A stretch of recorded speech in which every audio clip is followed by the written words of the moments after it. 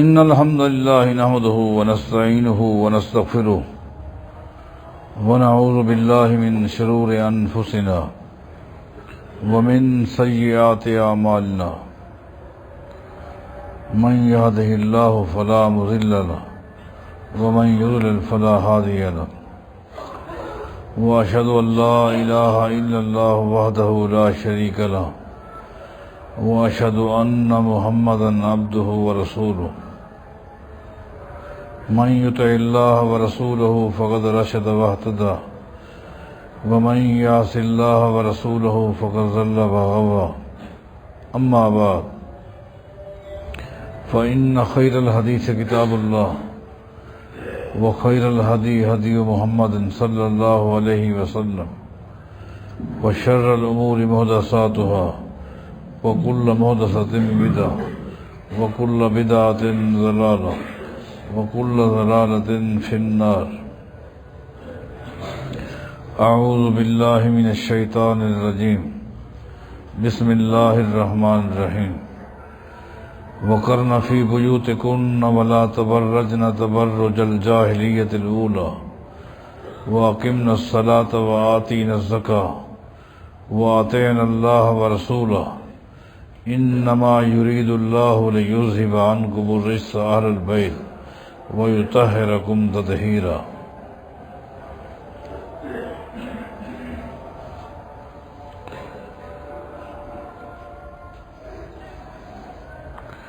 اہل بیت کی مبارک سیرت کے مختلف پہلوؤں پر گفتگو ہو رہی ہے.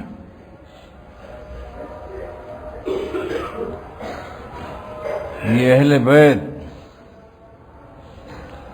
کائنات کے امام محمد الرسول اللہ صلی اللہ علیہ وسلم کی سیرت کے محافظ،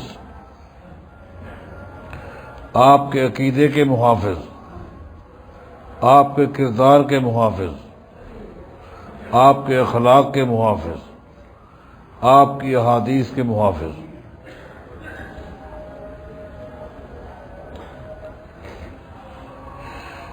جس وقت سیدنا حسن رضی اللہ تعالی عنہ خلیفہ بنے، اس وقت خوارج کا فتنہ اپنے عروج پر تھا. خارجیوں کا فتنہ انتہائی عروج پر تھا. ان خوارج کا بنیادی نقطہ یہ تھا کہ نبی علیہ الصلوۃ والسلام کی احادیث آپ کے دور میں حجت تھی، اور آپ کے دور میں جو تقاضے تھے ان تقاضوں کی وہ ترجمان تھی.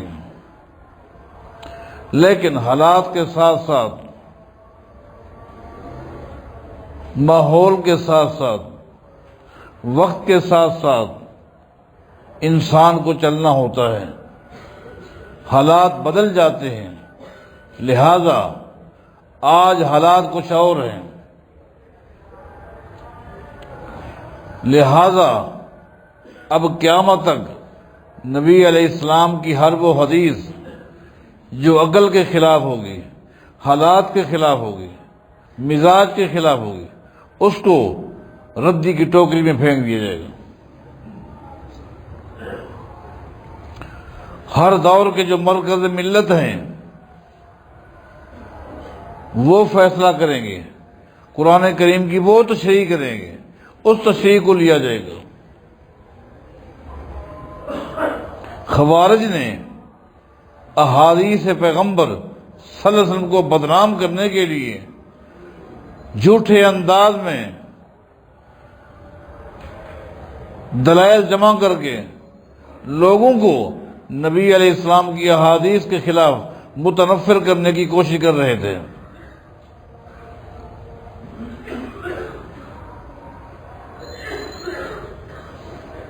ایک منصوبے کے تحت جب ایک دن اپنی ترتیب کے مطابق سیدنا حسن رضی اللہ تعالیٰ عنہ گھر سے نکلے، گھوڑے پر سوار تھے، اچھا لباس پہننا اسلام میں ہے. خوشبو لگانا اسلام میں ہے۔ نبی علیہ السلام کا فرمان ہے، 4 نعمتیں ایسی ہیں جس کو مل جائیں سمجھو کہ دنیا کی ساری نعمتیں مل گئیں۔ یہ بھی نعمتیں ہیں، نیک بیوی، المرأۃ الصالحہ، الجار الصالح، اچھا ہمسایہ،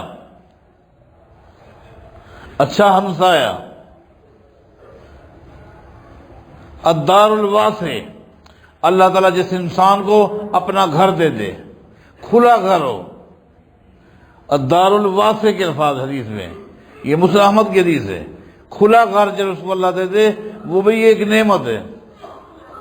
المرکب الحنی، نبی علیہ السلام کا فرمان ہے اللہ تعالیٰ جس انسان کو المرکب الحنی دے دے، المرکب کہتے ہیں سواری کو، الحنی حدیث میں الحنی کا لفظ ہے، حنی کہتے ہیں اس سواری کو جس میں جب نہ لگے، سواری کو محسوس نہ ہو۔ اس لیے آج کے اس دور میں المرکب الحنی کا ترجمہ لینڈ کروزر کیا گیا ہے، من آرام دہ سواری، یہ بھی ایک نعمت ہے۔ یہ نعمتیں ہیں، یہ اللہ کے انعامات ہیں، اللہ جس کو چاہے دے دے۔ جن کے پاس یہ نعمتیں ہیں اللہ کا شکر ادا کرے، جن کے پاس نہیں ہیں وہ حسد نہ کریں، البتہ اللہ سے ان نعمتوں کی دعا کرے۔ یہ ساری نعمتیں سیدنا حسن کے پاس تھیں، گھوڑے پر سوار، اپنی روٹین کے مطابق جب گھر سے نکلے، آگے خارجیوں نے ماحول بنایا ہوا تھا، راستے کے اوپر ایک یہودی آ گیا، انہوں نے ایک یہودی کو بلایا ہوا تھا، فاستوقف الحسن، اس یہودی نے سیدنا حسن کو روکا، رک جائیں۔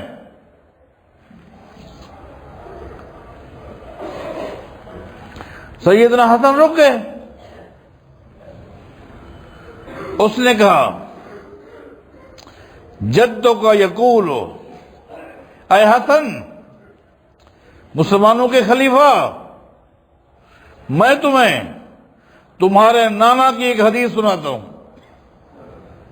آپ دیکھیے، میں تمہیں تمہارے نانے کی ایک حدیث سناتا ہوں اور پھر تم سے پوچھتا ہوں، تو مجھے سمجھا۔ سیدنا حسن رک گئے، کیا حدیث ہے؟ وہ یہودی کہنے لگا تمہارے نانا محمد کی حدیث ہے صلی اللہ علیہ وسلم،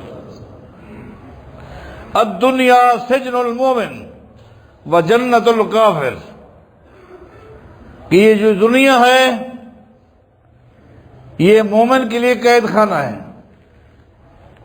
یہ جو دنیا ہے نا یہ مومن کے لیے قید خانہ ہے اور کافر کے لیے جنت ہے، کافر کے لیے جنت ہے۔ تمہارے نانا نے یہ کہا تھا؟ سیدنا حسن رضی اللہ عنہ فرماتے بالکل بالکل بالکل صحیح ہے، بالکل۔ اس یہودی نے کہا سن لے، انت مومن وانا کافر، تمہاری نگاہ میں تو مومن ہے اور میں کافر ہوں،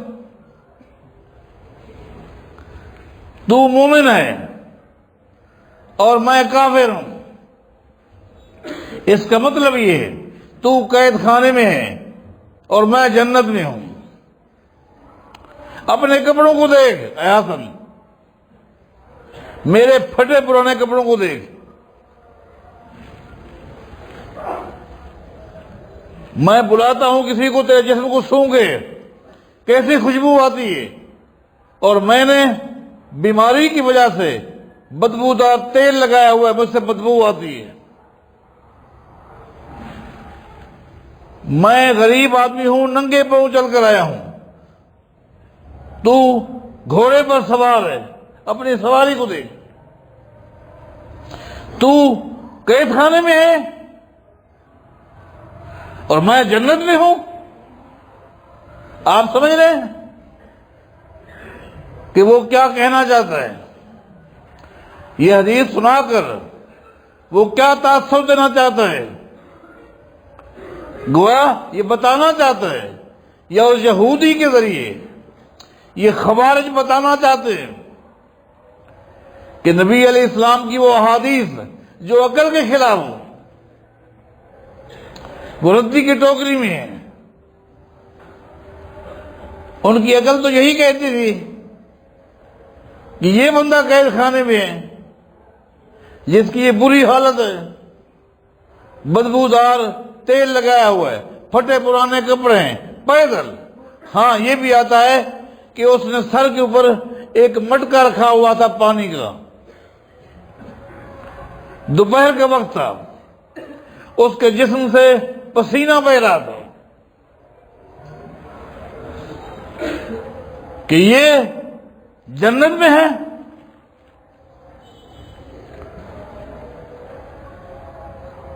اے حسن، میں جنت میں ہوں اور تو قید خانے میں ہے۔ یہ ایک بدترین فتنہ تھا، میں بتاتا ہوں آپ کو۔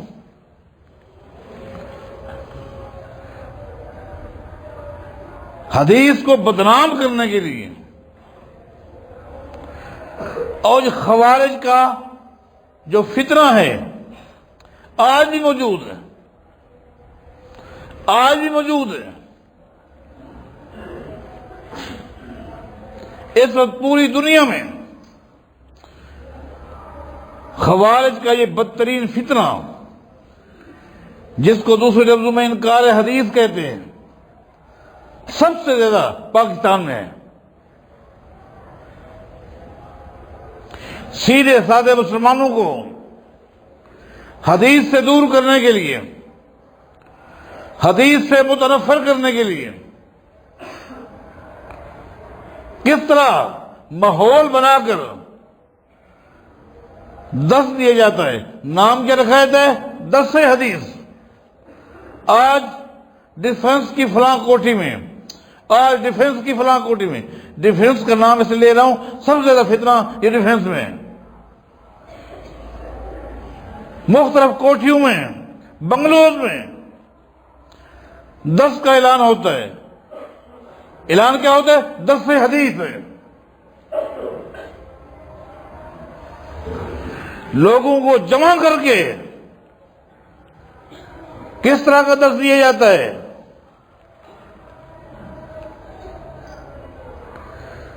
ڈیفنس کے ایک بنگلے میں درس سن کر پریشان ہو کر ایک بندہ پچھلے سال میرے پاس آیا،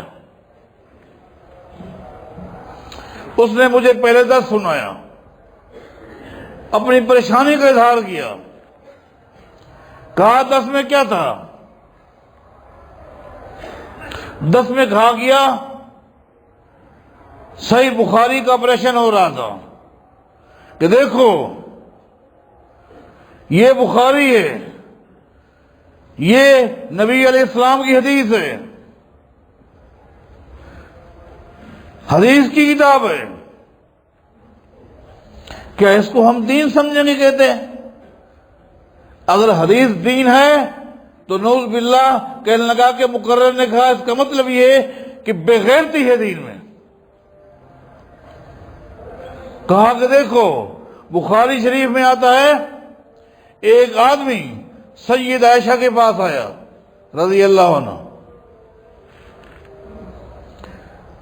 کہا کہ بخاری اس کے ہاتھ میں تھی، کہا اس بخاری میں آتا ہے سید عائشہ رضی اللہ تعالیٰ عنہ کے پاس ایک شخص آیا، اس نے کہا ام المومنین مجھے غسل کا طریقہ بتائیں، غسل کا طریقہ بتائیں۔ تو کہتے ہیں کہ بخاری میں ہے، میں لے کر بیٹھا ہوں۔ سید عائشہ نے پانی لیا، اور خود غسل کیا اور اس آدمی کو غسل کا طریقہ بتایا. کہا لوگوں قرآن میں پردے کا حکم ہے، قرآن میں پردے کا حکم ہے، اور یہ بخاری کی حدیث ہے کہ مسلمانوں کی ماں ایک آدمی کو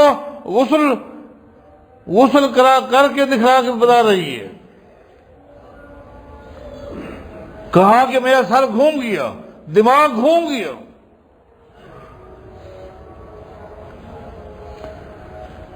آخر کار میں نے آپ کا انتخاب کیا، آپ کے پاس آیا ہوں. کیا کہانی ہے؟ میں نے پہلے اس کو بتایا کہ یہ بدترین فتنہ ہے، بدترین فتنہ. اس کو میں نے کہا یہ بدترین فتنہ ہے. نبی علیہ الصلوۃ والسلام نے مسند احمد میں آتا ہے ہر فتنے کا ذکر ایک مرتبہ کیا ہے، ایک مرتبہ کیا ہے. قدریہ کا فتنہ ایک مرتبہ، جہمیہ کا فتنہ ایک مرتبہ، مرجیہ کا فتنہ ایک مرتبہ، معطلہ کا فتنہ ایک مرتبہ. خوارج کے فتنے کو ایک ہی مجلس میں نبی علیہ السلام نے کتنے مرتبہ بیان کیا پتہ ہے؟ مسند احمد اٹھائیں. سیدنا عبداللہ بن عمر کہتے ہیں رضی اللہ عنہما، میں بیٹا تھا جس وقت نبی علیہ السلام نے خوارج کے فتنے کو بیان کیا تو نبی علیہ السلام نے یوں فرمایا خوارج کا فتنہ نکلے گا، بہت جلدی میرے جانے کے بعد سامنے آئے گا. وہ فتنہ کیا ہے وہ بتا چکا ہوں. جو ہی وہ نکلے گا مسلمان دلائل کے ساتھ اس فتنے کو دبا دیں گے، ختم کر دیں گے. کچھ عرصہ تک سکون ملے گا، پھر کچھ عرصے کے بعد پھر یہ فتنہ نکل آئے گا.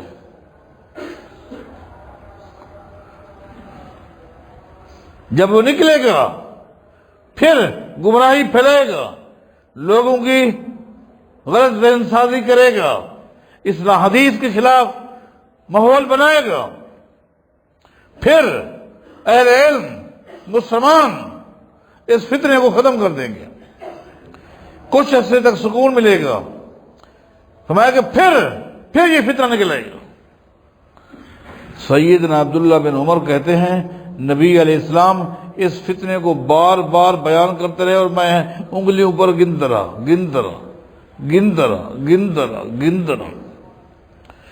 حتیٰ کہ نبی علیہ السلام نے 20 کو بھی کراس کر لیا، 20 کے ہندسے کو کراس کر لیا. اس کے بعد فرمایا بالکل آخر میں یہ فتنہ عروج پر ہوگا کہ اسی وقت اس فتنے کے اندر دجال یہودیوں کو لے کر آ کر شامل ہو جائے گا. دجال اسی فتنے کے اندر آ کر شامل ہو جائے گا. آگے جو کچھ ہوگا پھر وہ جانتے ہیں ہم. گویا 20-21 مرتبہ نبی علیہ السلام نے اس فتنے کو بیان کیا. اتنا بدترین فتنہ ہے. مختلف علاقے میں، مختلف ادوار میں اور مختلف مزاج میں ان کے لہجے، طریقہ واردات مختلف ہوگا، سوچ ایک ہوگی.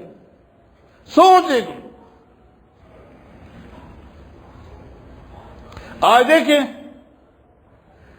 قرآن کریم میں جو سود کی حرمت کی آیات ہے، سود کی حدیث کو سائڈ پہ رکھ کر عجیب و غریب تعویل کر کے لوگوں کو حرام خور بنایا جا رہا ہے.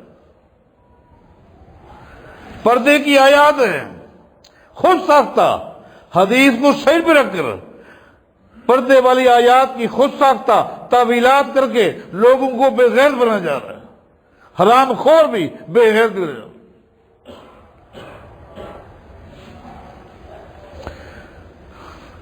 دنیا دار طبقہ اس طرح کی تشریح کو پسند کرتا ہے، وہ خوش ہوتے ہیں.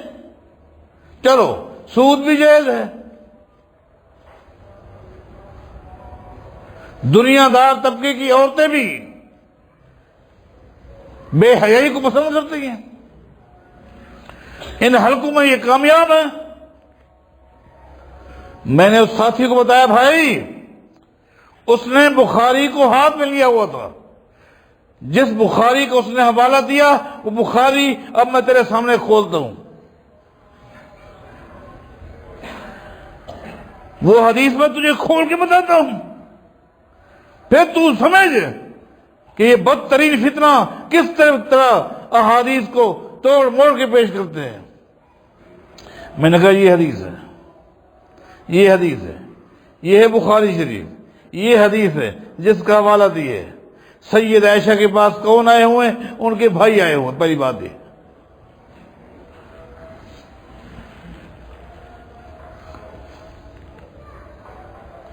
ان کے بھائی آئے ہوئے ہیں, یہ کوئی غیر محرم نہیں ہے, بھائی آئے ہوئے ہیں. نمبر 1 دیکھ لے یہ بھائی ہے, ٹھیک ہے,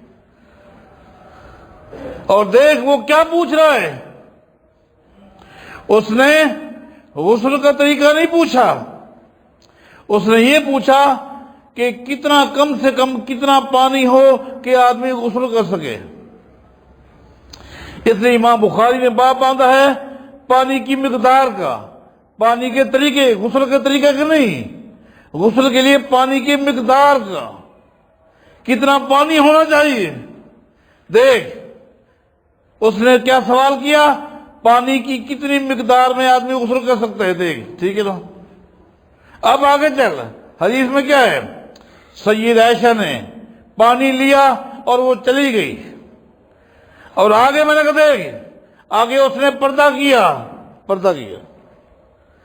آگے چادر لٹکائی اس دور کے مطابق, چادر کے پیچھے جا کر غسل کیا. غسل کرنے کے بعد آئی اور بھائی سے کہا کہ بھائی اگر بندہ احتیاط کرے اتنے پانی میں غسل کر سکتا ہے. میں بھی کر کے آ گئی. اب میں نے کہا بتا کون سی بھی کرتی ہے. اس نے اسی وقت توبہ کی, اس نے کہا میں توبہ کرتا ہوں, یہ اللہ نے مجھے توفیق دی ہے کہ میں آپ کے پاس آیا ہوں, ورنہ میں گمراہ ہو جاتا. اس نے ایک بات کہی, اس کی ضرورت نہیں تھی, کہ لگا کہ کراچی میں نے یہ دیکھا حجیت حدیث پر سب سے زیادہ کیسٹیں آپ کی تھی.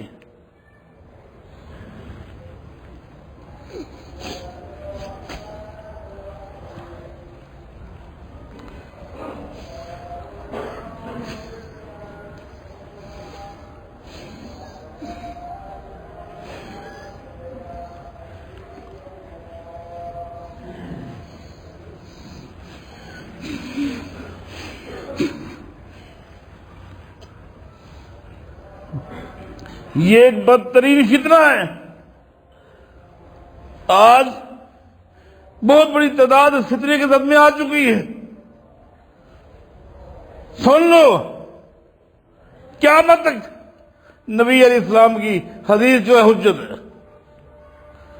قرآن کریم کی اگر کوئی تشریح غلطیوں سے پاک ہے وہ محمد مصطفیٰ کی سیرت ہے صلی اللہ علیہ وسلم.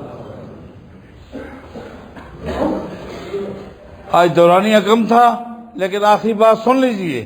سیدنا حسن نے اس سے کہا نبی علیہ السلام کی بات سچی ہے لیکن سن لے, لو نظرتا, میں اس کی تشریح کرتا تھا, لو نظرتا الی ما اعد اللہ لی فی الاخرہ, کاش اے یہودی تجھے پتہ چل جائے اللہ نے ایک مومن کے لیے آخرت میں کتنی نعمتیں رکھی ہیں.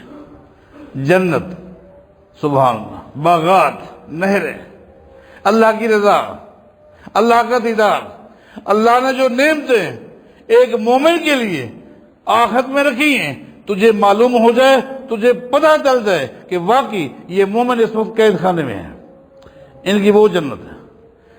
وَلَوْ نَظَرْتَ إِلَى مَا أَعَدَّ اللَّهُ لَكَ فِي الْآخِرَةِ, ایک